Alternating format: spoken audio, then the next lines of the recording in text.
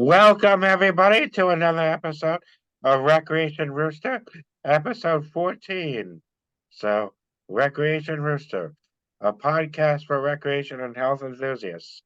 This is Dan Chiavo again. I'm here with Maisha Jones, my co host, as usual. Hello, guys, all the way from beautiful Los Angeles. Yeah, exactly. Yeah.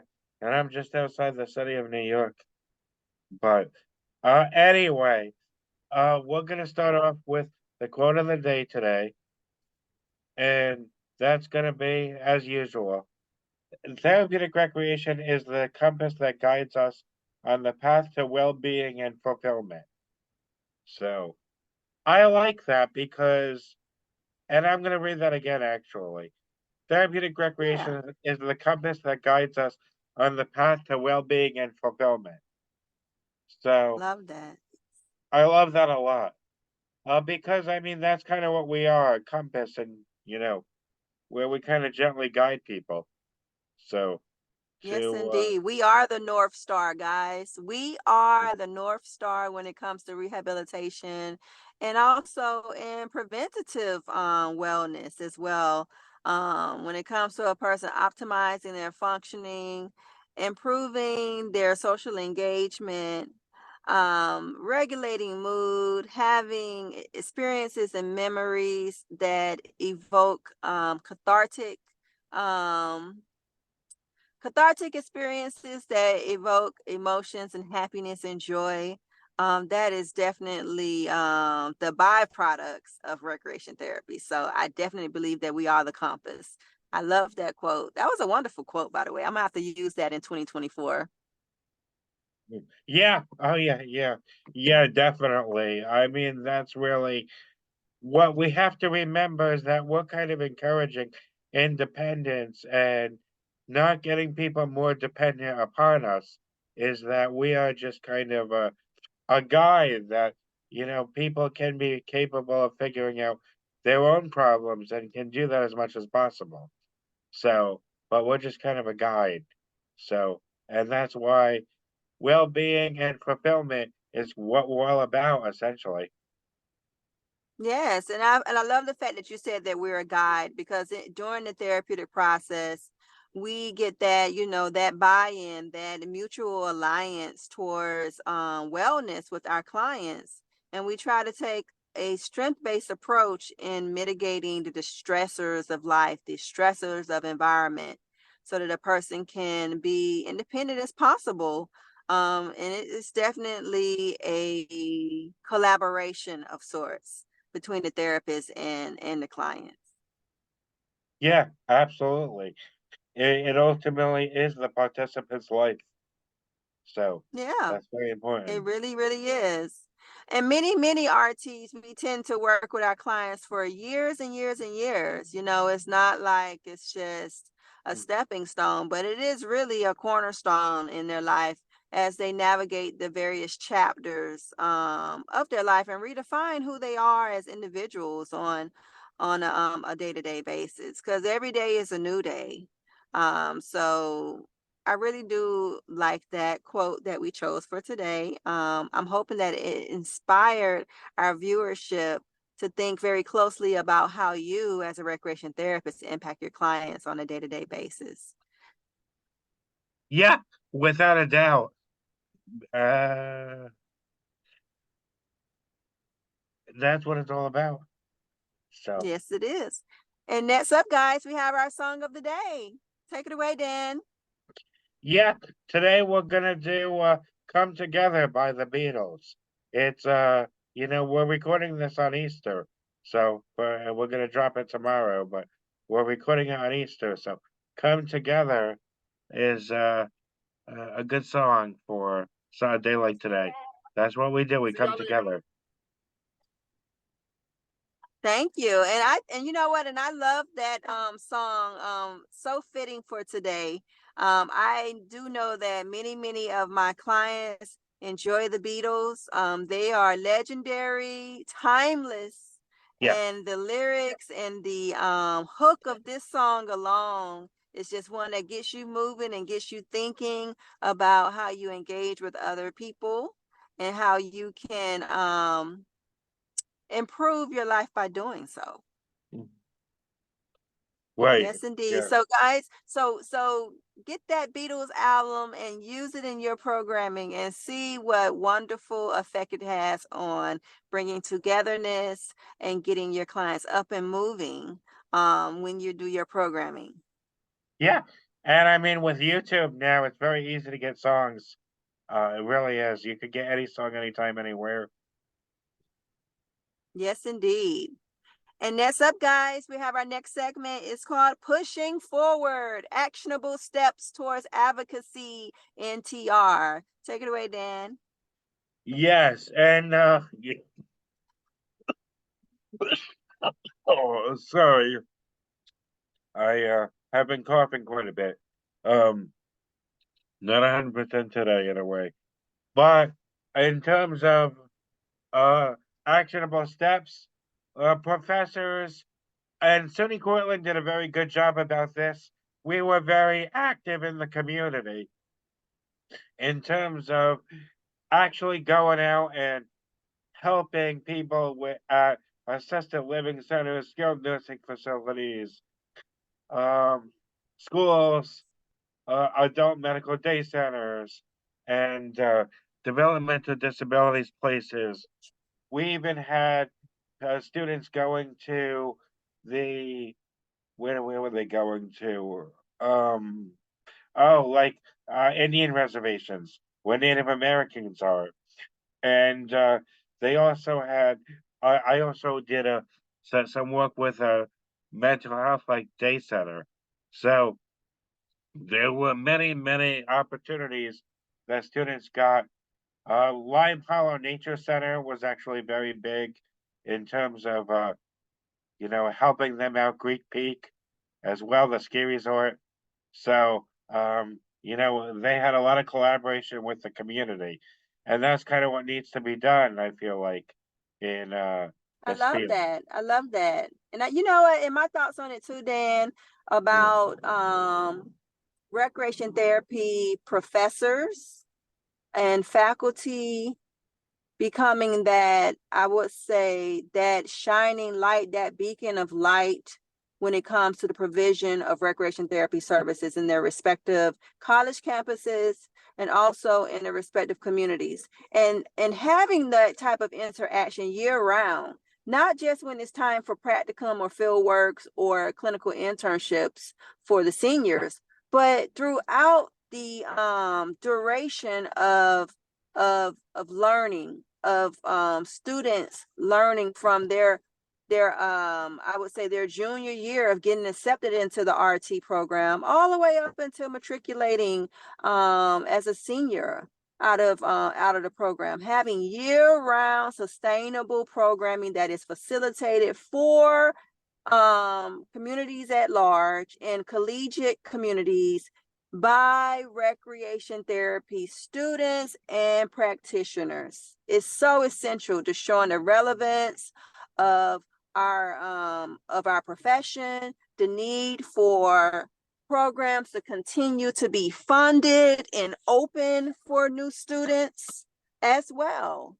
Yeah, absolutely. And actually, I was even involved in a program that coordinated with the adapted phys ed department, and we did wheelchair basketball. So these programs are essential for, yeah, not only that, but showing the other programs on campus who we are, the other disciplines. So, yeah, so Absolutely. I love that.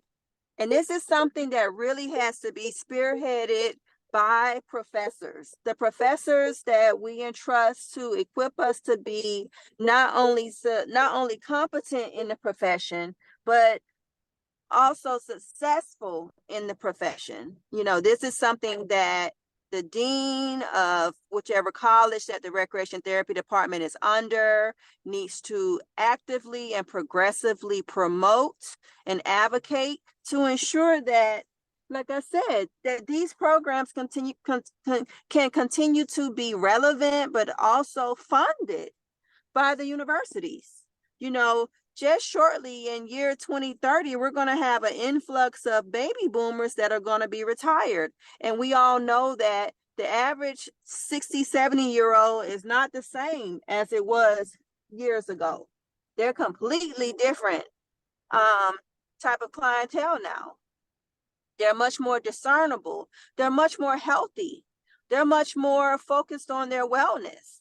And they're definitely willing to put their money where their mouth is when it comes to living a active, happy, and functional life as well. And they need recreation therapists like us. Yeah, no doubt about it. Is they definitely do. So that's huge. And we got to get into yeah, I mean, professors that keep us in the community. That's definitely the place to be, and that's definitely the way to get hands-on experience and figure out if this is what we want to do as well. So it's Absolutely. Yeah, absolutely. And one thing that I really love that you mentioned, Dan, about SUNY Cortland was that they took a more ecological stance, and they were more focused on practical application of TR and not just theory. Can you expound upon that more? sure. Yeah. Well, I mean, they kind of you know, as you know, there's very much a strengths-based approach, and that's the approach I believe in, strengths-based ecological approach, where you really hone in on how to maximize the strengths, interests, and resources of participants to uh, help them meet their goals, and really focus on also the context of their environment. That's the ecological part that helps them. Meet their goals. So because environment does matter. And we did kind of we talked a lot about that in terms of our practice. So, and that's the philosophy that SUNY Cortland has, and it's my preferred philosophy. Of course, I mean, I'm not saying there's not benefits to learning a more medical model, but that's the kind of the way that the orientation I had at SUNY Cortland. So.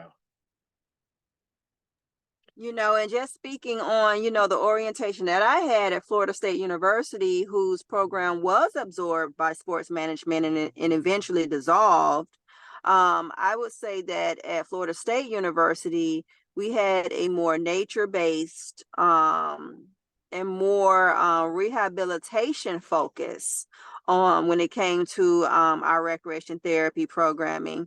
But I was so fortunate to be inspired by an associate professor. Her name was Dr. Asuncion Seren out of San Francisco State University over here in California. She was on sabbatical at Florida State, and she imparted knowledge into corporate and private sector programming that recreation therapists do, and also federal contracts that are secured that focuses on recreation, the provision of recreation therapy services for armed forces and first responders. And I had never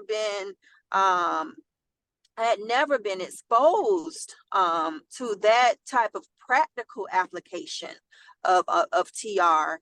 And I feel like it just really showed the relevance of TR and how more programs need to be open, not closed.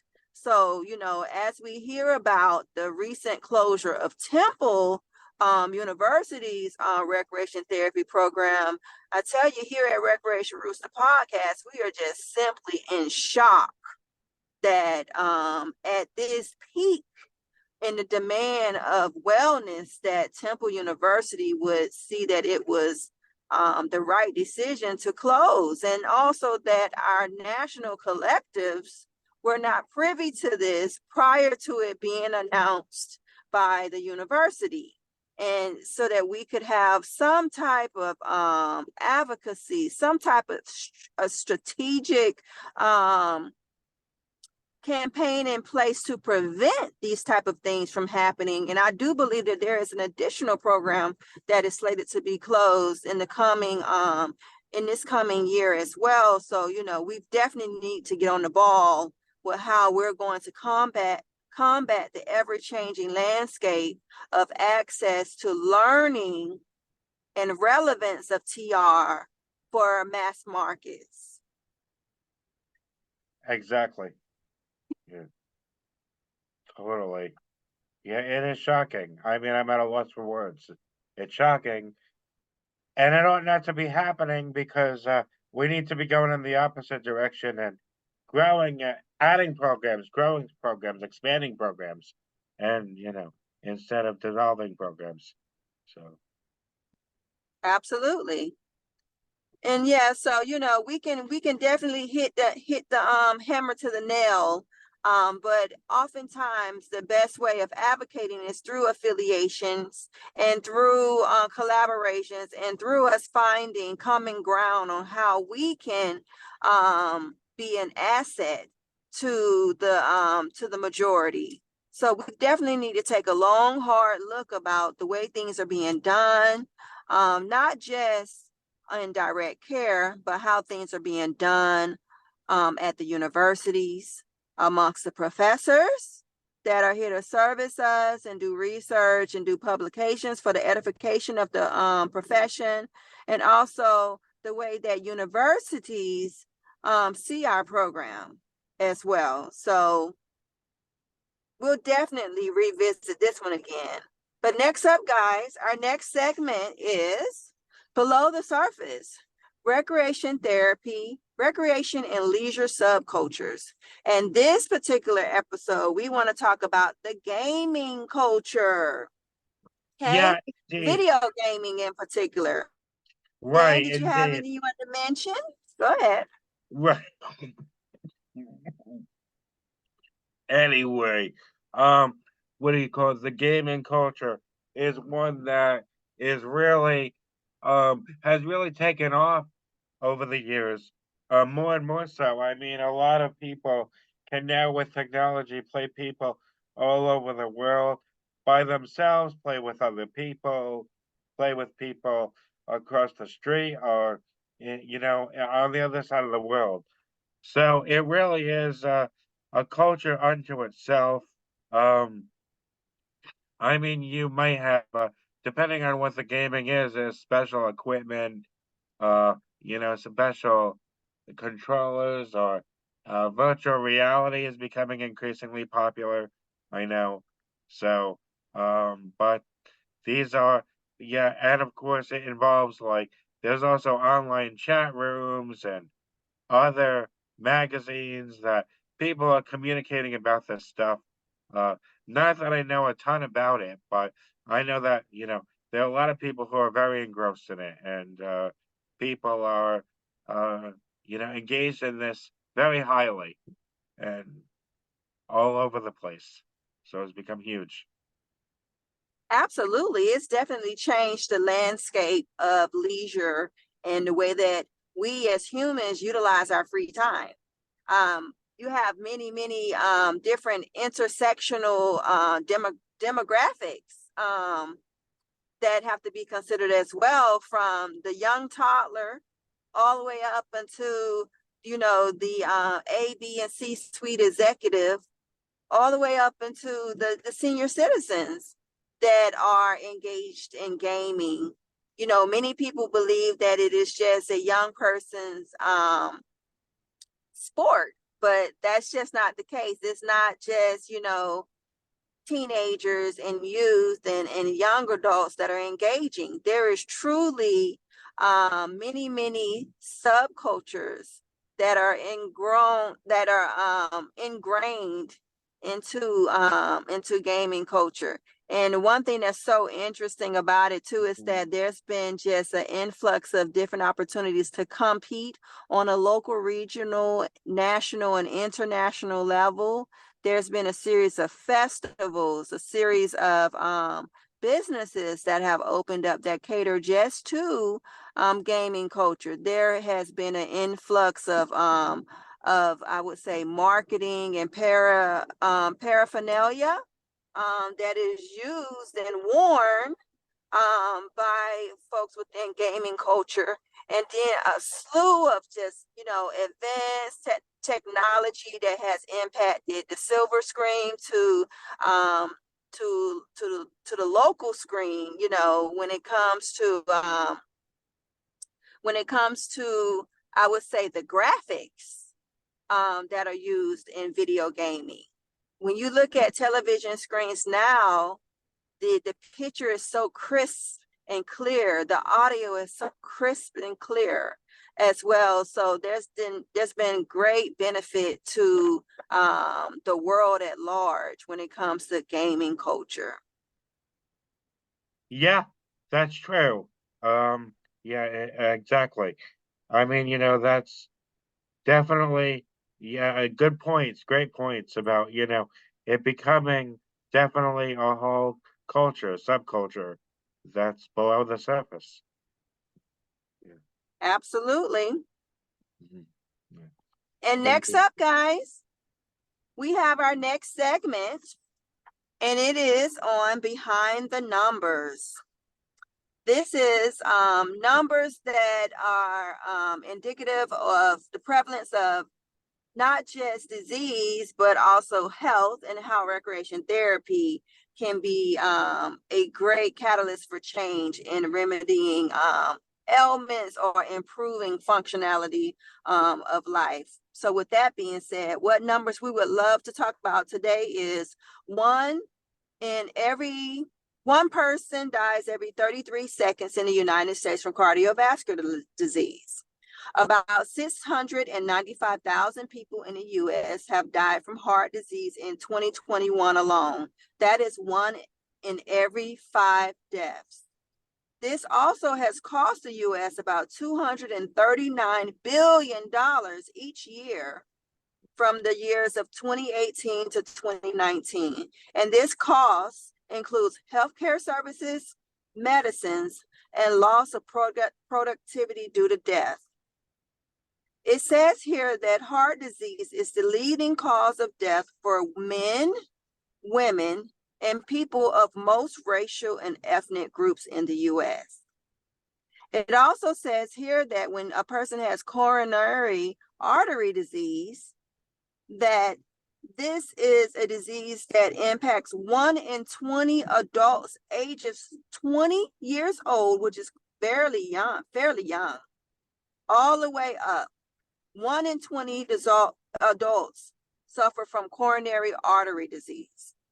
And this also accounts for 2 in 10 deaths in adults who are less than 65 years old. So, with that being said, heart health is a major campaign that recreation therapists would be essential and fundamental in improving our current stats, which in my opinion, those are just startling stats, that so many people under the age of 65 have coronary heart disease. It just goes to let you know that this is not something that just the elderly experience, and that we as recreation therapists have to begin to develop programs that, one, increases movement and social interaction with one another, and two, focuses on dietary decision making and budgeting to ensure that you can have healthy food options and proper portion control when you have on a day-to-day basis. And this isn't just from age 20, this is from age 12 on up. This is something that we can start with our youth and continue so that we can promote healthy lifestyles. What's your thoughts on that, Dan? Yeah, it really is about a healthy lifestyle, really, ultimately. Is That's the key. That's what it's about. Is healthy lifestyle. And yeah, that can be developed. That's actually probably best developed at a very early age, like age 12. So that's that's a great point. Absolutely. That's a And great that, my friends, is Behind the Numbers. And our next segment is Fast Facts and TR. right. And of course, I'm going to talk about for that a lot of people in this field feel like they have to work out, have supplemental income to make ends meet, and a significant other that uh, makes the bulk of the income, and that's part of a patriarchal society that kind of promotes that. I mean, I know a few people who have been in this field and said, this is my fun money, whereas the my husband makes the bulk of the income, and it's a female-dominated profession, and it doesn't pay enough. So that's part of the problem. That's a big part of the problem. But yeah, that's a fast fact that so many people feel like they have to have more than one income, multiple incomes, just to make ends meet, either with by themselves or with their significant others, etc. So That's very true. I definitely can say, being in the field for 23 plus years, I've always had a second job. And the thing about it at the end of the day, is that truly sustainable? Is it truly sustainable that we don't have a living wage with one job that requires us to be there 40 plus hours a week? And many RTs, unlike our counterparts that are OTPT and KTs, we work non-traditional hours, or we may work our 40 hours and then have evening programming, or maybe work weekends or work split shifts, unlike many of our other counterparts that have standard standard bankers hours when it comes to when they provide services, and does their income sustain them? I would have to say yes, it does. I mean, I have colleagues that are OTPT, KTs that make great money. They make great money, and you don't see them having to go and get a second moonlighting gig somewhere, or a contract gig somewhere, to make ends meet or to be comfortable. right. So this is something that we have to continue to speak on, and show the nuances of how these type of financial strains impact our quality of life, and ultimately impacts the way that we interact with our clients, and the quality of programming that we can offer to our clients as well. And the days of many RTs going into the profession just because they want to have a career and marry off, and then only stay in the profession until they become a mother, those days are over. Those days are over. We want committed RTs that see our profession as something that is viable and sustainable, and that's fiscally viable for them. So we have a lot of work to do when it comes to that. Yeah. All right, guys. And with that being said, we're going to go to our next segment on a lighter note. Let's talk a little bit about cornering the market. Tips for success in private practice. So today we wanted to focus on the first steps to bringing therapeutic recreation to your local school systems. As you guys know, there's been a spotlight on the school systems, particularly during COVID, because there has been a drop in academic performance, and there has been an uptick in violence and other comorbidities and symptoms associated with morbidities and mental illness. We've seen an increase in these things in our youth, and they've called it an epidemic. So us as recreation therapists that choose to venture out and offer our services to the community at large, if you want to get into the school systems in your respective areas, first thing to do is to get information on the business office for your school system. Simply walking up to a school and wanting to speak to the principal is not going to get recreation therapy at your schools. You have to go through the process of going to the business office of the school district, which is usually in your downtown location, and finding out what the process is for vendorization. One way of also getting into the schools is working with the most acute youth first. Because understand this, you are not there to duplicate services that say phys ed or say school psychology or social work is doing. Your goal is to find the acute needs of the children who are either supported through an individual education plan or through a 504 plan. And these are reasonable accommodations that schools are mandated to offer to children that have high acuities. And understand this, high acuities does not always mean poor academic performance. You can have a child that is eligible for IEP or 504 supports who may be doing exceptionally well in school. So a few things to consider also. So once you contact that business office for that district and you find out what the vendorization process is, fill that paperwork out. They're going to also ask you if you have all the necessary live scan, business license, etc., that any established business would need to operate in that given city. They're going to also request that you have, of course, liability insurance, and also that you can show evidence that you have the competencies and the proficiencies to work with that population.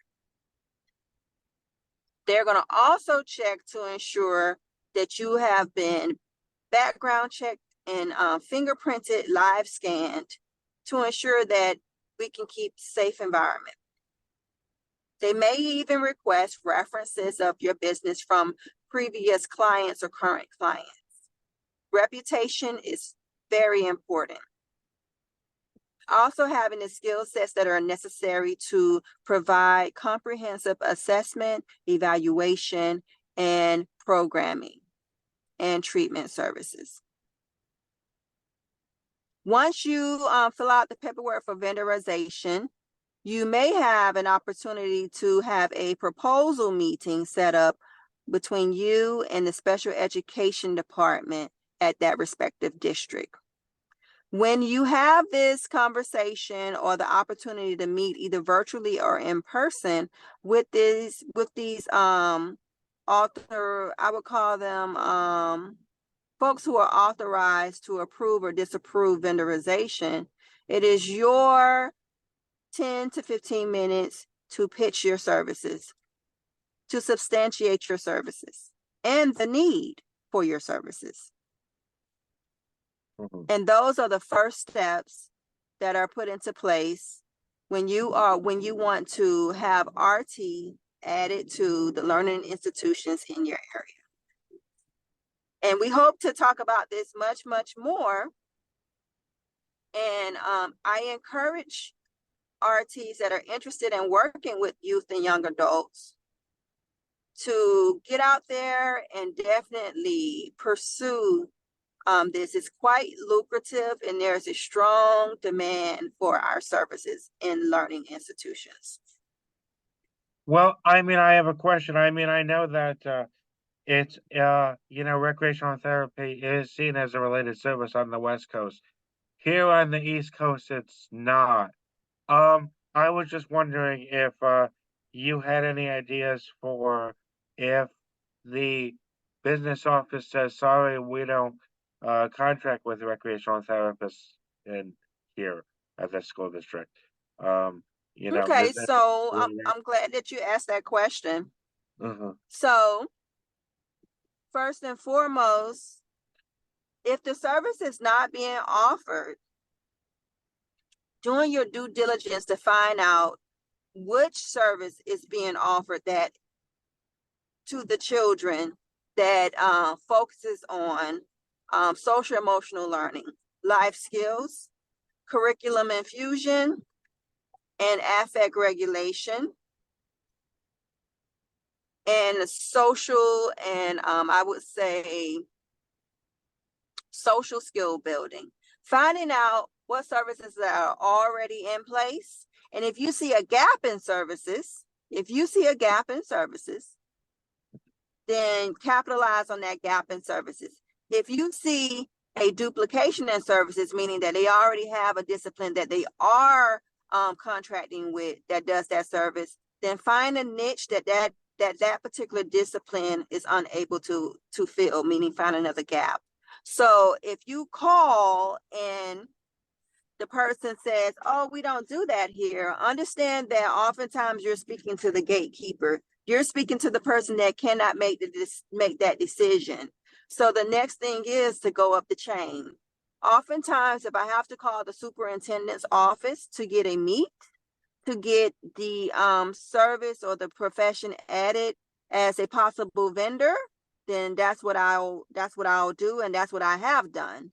I do know currently right now in the state of Louisiana, we're in the process of getting a lot of no's with my firm, but also going up the chain and speaking to the superintendent of schools and also the school board, which oftentimes has parents and the like on the board to get it added. So understand it can be a lengthy process sometimes, and then other times it goes very well. If you find yourself in a situation where you are being denied the opportunity to become a vendor for the larger school districts, you can always go to the private schools and the charter schools first, because oftentimes with the private schools and the charter schools, there's less people and less bureaucratic red tape that you have to try to maneuver through to get the services started. And one thing that I have found is once you start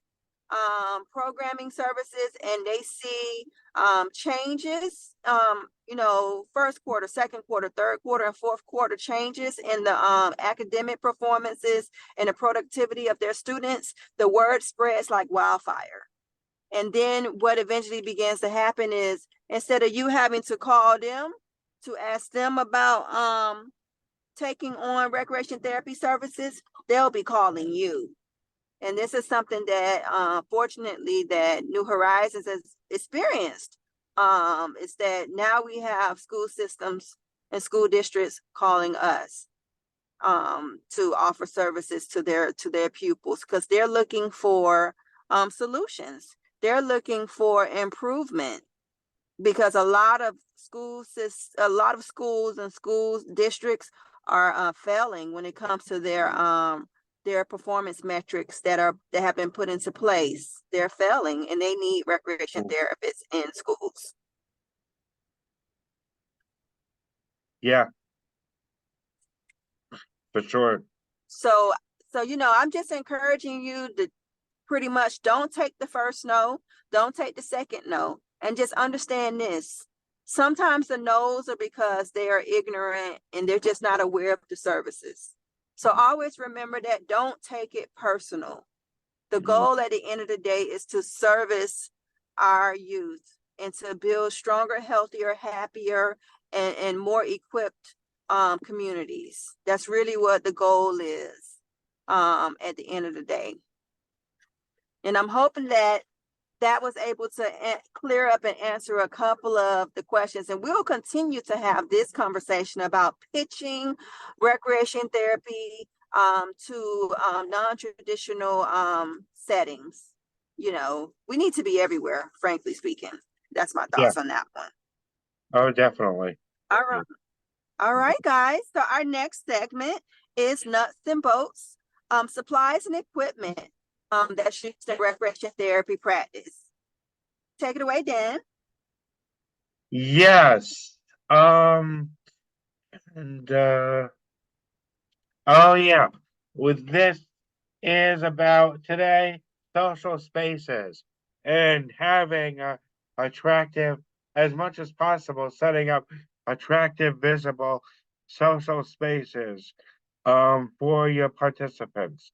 I know that some of my the places I work with have had like attractive rooms, kind of with lounge chairs and TVs, and so set up spaces where participants could socialize. That really sets it up where the participants could socialize themselves. Um, setting up games and a pool table, like things that build community. And so this is very important. I mean, of course, you could be resourceful. I oftentimes have done things like written a letter promoting our agency and how it's a great cause and how helping a great cause will look good for you and your agency, your organization. So they'll donate you things like lounge chairs and stuff like that, and you can get free equipment, and that helps a lot. So promote them those places in your newsletter, encourage people to shop there, etc. So if there's something in it for them, people will more likely donate if it looks good for them and their agency, a store, whatever. So I love that. I love the fact that you mentioned social spaces, because let's be honest here, in the hospitality and tourism industry, they call it a service scape, because they understand that we're social beings. So everything from, the color palette of the room yeah, to the texture of the room and the accommodations that are conducive to us interacting with one another is essential. This is something I feel as that we as recreation therapists, one of the few in the allied health professions, we take this into strong consideration. What does our room look like? Oftentimes in our treatment spaces, we transform rooms. We transform, OT gyms into social scapes. We transform cafeterias into banquet halls. We transform outdoor spaces as well all the time for sporting and for social engagement and leisure engagement. So this is something that, regarding the nuts and bolts of what we do, we take into strong consideration the materials and the equipment and the design and the styling of these spaces, because all of this matters. We are visual creatures, yeah, and we interface with our environment all the time. So we as RTs have to be conducive and cognizant to how we transform spaces into for optimal treatment. yeah. How does it look? Is it home like? Is it more like an institution though? Yeah. So this is very important, very important in terms of, and of course, it kind of can facilitate uh, participants reaching their goal because we want them to be independent, socializing with each other. We don't want to, they don't really need to, it's better for them not to rely on a therapist to give them the encouragement and prompts and stuff to the cues to socialize. We want them to be doing it on their own as much as possible. So this is very important. Absolutely. And I would also be one to say people are more motivated to engage when they're in an environment that they consider to be comfortable. So we have to definitely take that into strong consideration. Before the clients even arrive, it does influence their motivation to engage with one another. Right? Yeah, exactly. Yeah, making it kind of I mean it's and special uh accommodations and environmental setups for different populations like for autism or brain injury. Uh I mean too much too much color can be overstimulating. I mean, not that you want to make a place boring, but you know, uh like I worked at places that were kind of set up in gray, but it was like an attractive gray with like, subdued colors. It wasn't boring, but it was warm and inviting, and you know. very much the kind of place that you would want to go and hang out in. So, Right, absolutely. Thank you for mentioning that. I think that one's spot on for nuts and bolts mhm, in TR. mhm. And next up, guys, we have the therapist friend. Clinical tips for therapists in clinical settings. So with that being said, today we wanted to talk about the therapeutic use of art and the therapeutic use of music and how documentation should reflect for the recreation therapist. Go ahead, Dan. Yeah, that's basically it. I mean, of course, we are basically using, we oftentimes use art and music as a therapeutic modality. And, keeping in mind that we are using it as a therapeutic modality. There are, I mean, just like we don't want people infringing on us, we don't want to infringe on the music therapists and the art therapists, and make it clear that we're using music as a therapeutic modality, therapeutic use of music, therapeutic use of art, um, and so make that clear that we're using it as a therapeutic intervention in terms of helping them process their thoughts and feelings and other things that we do, uh, but not necessarily different, a little bit different than, say, a music therapist or an art therapist, which, might do a little bit more in depth in terms of psychoanalytic meaning and stuff like that for the different art and music therapies. So, um, that's basically Absolutely. So when we're documenting, we have to be cognizant not to use the trademark names. Oh, facilitated art therapy or facilitated music therapy, because that's not what you did. Because you are not an art therapist and you're not a music therapist unless you went and got a double degree to do such. So just really being mindful of utilizing the correct documentation and verbiage during documentation is essential, so we don't misrepresent what we're doing, but also having opportunities to co-treat with music therapists and art therapists, and delineating what your treatment goal is for that intervention, and what that co-treat profession's treatment goal is for the intervention for the same patient as well. So I always take those things into great consideration. mhm. Right, exactly. Yeah. So great point. Yeah, absolutely. So, Yeah.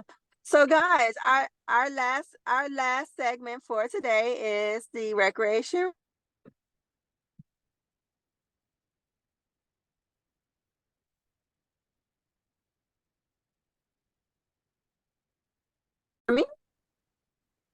yep. Yeah. So, All uh, right, our last segment is the recreation rooster stamp of approval. yeah. And Indeed. this is And an eyes acknowledgement of a person, or agency that we feel has embodied the mission, purpose, and scope of practice of recreation therapy, and they are thus impacting their clients and the community at large in a positive way. Go ahead, Dan.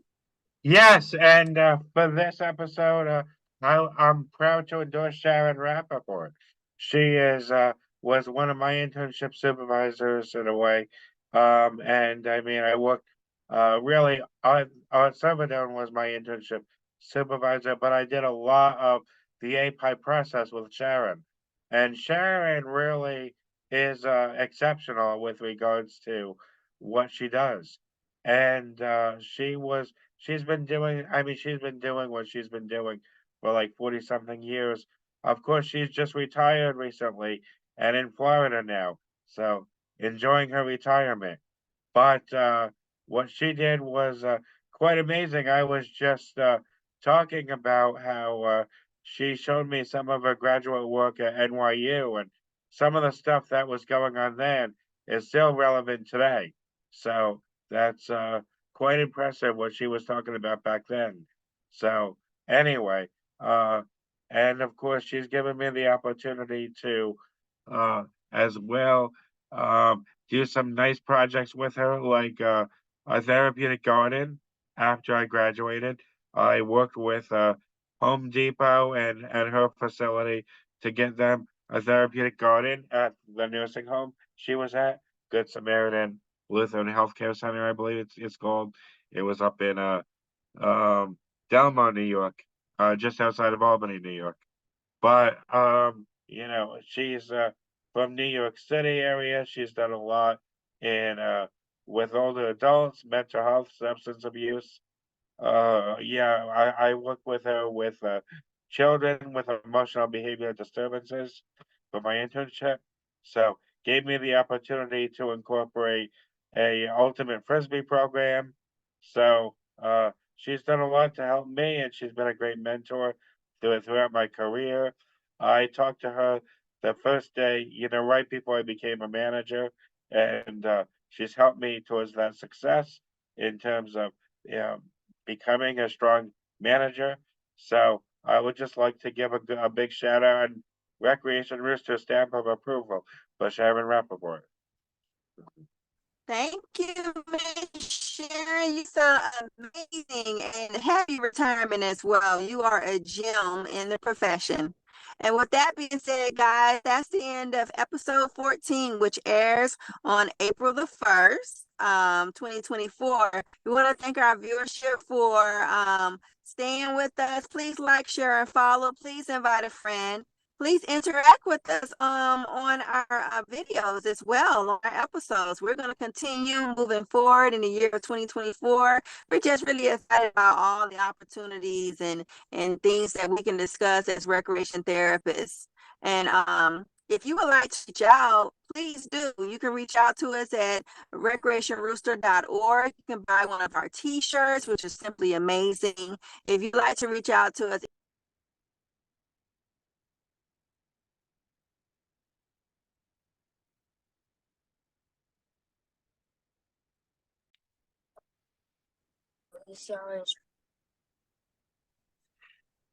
Yes, and I could be reached right. directly. Yeah, yeah. Go Um, ahead, Dan. yeah, I could be reached directly at 845-987-0104. That's 845-987-0104. Please contact me if you would like any thoughts or questions or ideas, consulting, talk about consulting. And Daniel at recreationrooster.org is also, you can also reach me there. Daniel at recreationrooster.org. So Have a good day, everybody. yeah, cock-a-doodle-doo. See you next time.